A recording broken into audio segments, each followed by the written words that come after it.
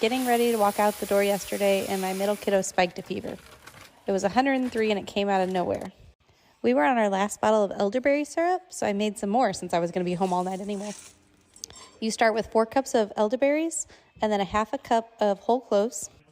Most of these ingredients I get from Amazon, and I will link them in my bio. Then you add 8 cinnamon sticks.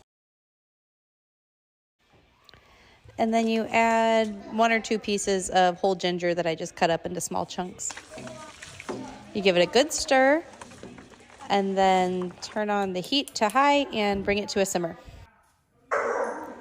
Once it's simmering, it does need to simmer for a full 45 minutes. Once that's all done on the stove, you're going to strain it. I start with just a regular strainer, and I kind of mash it to make sure we get all the juice out of there. Elderberries are not cheap, and we don't want to waste. And then I run it through a fine mesh strainer, and you can see I still got a lot of sediment out after that, so it's definitely a good step to do.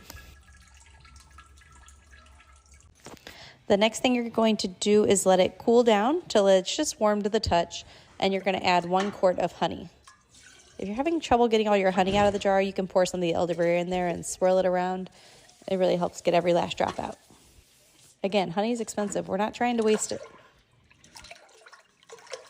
You give that a really good stir, and then it is all ready to put into bottles or jars or wherever you want to keep it. This will last for about 3 months in your refrigerator. It usually doesn't last that long in our house because we drink it like crazy. Elderberries are really high in vitamin C, and using a good raw local honey will help with any kind of allergy symptoms you might be having as well.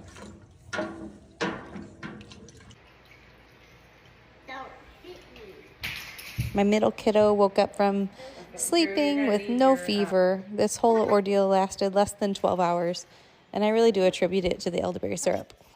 Just gives your immune system a good boost.